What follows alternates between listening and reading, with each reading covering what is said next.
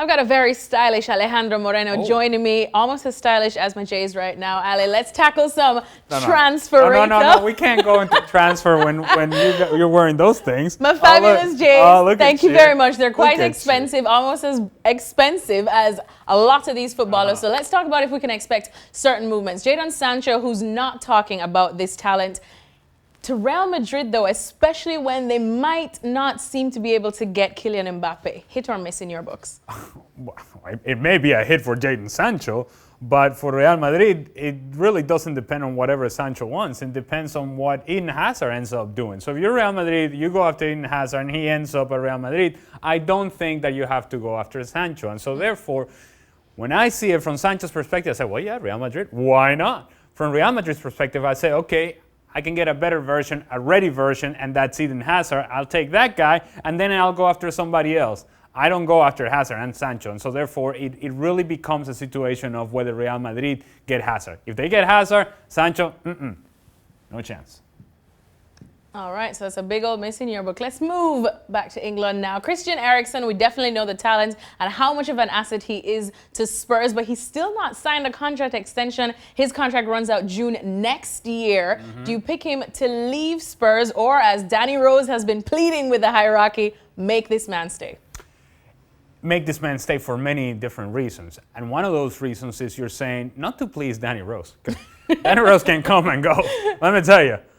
But what about Harry Kane?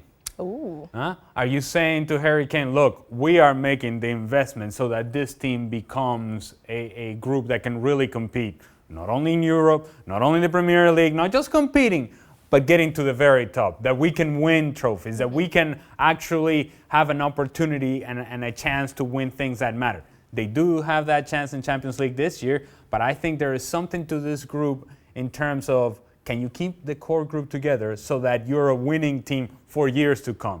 Christian Eriksen is at the very core of that, and even closer to the core of that is Harry Kane.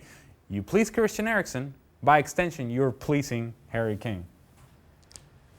So big old miss, he should stay. Edin Dzeko now, remember him? Some of us miss him in Premier League colours. Well, now he's linked with a move back to the Premier League, specifically to West Ham, but word is Red Bull Leipzig are also interested in Dzeko because they might be parting ways with Timo Werner. So do you think a move back to the Premier League would be a hit for him? Maybe for him, but I don't think so from the Premier League perspective. I think he had his time in the Premier League and was somewhat successful. Went to Roma and scored a whole lot of goals for Roma. Yes. I just don't really see a reason as to why he should leave Roma, but if he's not happy there, maybe he goes elsewhere. I don't think it's the Premier League, and certainly if it's the Premier League, it's not the very top of the Premier League. So yeah, West Ham could possibly make some sense. If I'm him, I'm at Roma, do I go to West Ham? I don't think that's it feels like a backwards move. Yeah. So don't see it. I don't think Shaka will appreciate you saying that, but it's okay because this isn't Shaka's time right now. Let's move on to this one because we have a couple of misses, but something tells me this might be your first hit because we have been talking about it for a while. Alexis Sanchez, is it just time for him to leave Manchester United? It's been time. It's been time. It's been time. They're hoping, because you've invested that sort of money, you're hoping that he turns around. And when we were at the peak of the turnaround for Manchester United, when everybody was playing well under Solskjaer, that hadn't played well under Jose Mourinho, there was one constant. One constant, and it's this guy. The magic didn't hit him. Well, no, he was not sprinkled. The sprinkled magic that Solskjaer brought missed him clearly. Yep. Alexis Sanchez, it just doesn't seem that he's going to be a productive player for Manchester United.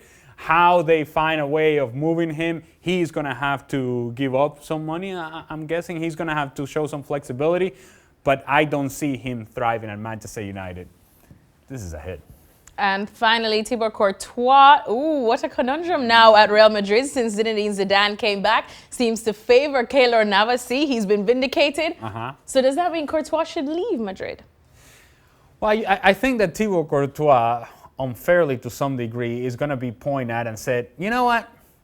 When we could have gone after players, when Ronaldo walked out the door, when there were holes to be filled, this is the guy that we got. Yep. And he hasn't been good. And so, therefore, all sort of negative attention comes his way. And when you've been Keylor Navas, and you've been the goalkeeper of a team that has won 3 back-to-back-to-back Champions League, then you have to imagine that he's just not in a comfortable position. So it's going to be really up to him. He hasn't been playing well, doesn't seem all that confident, doesn't seem all that comfortable, and the manager has clearly made a case that you're not my number one. He says he wants to stay. I don't think so. Ooh, big one there to leave. I mean, only he hasn't been good. I didn't make that up. He hasn't been good. He gone. Ale calls it as he sees it. Thanks so much to Ale Moreno. Continue tracking all of these in Transfer Rater here. You know where, ESPN FC.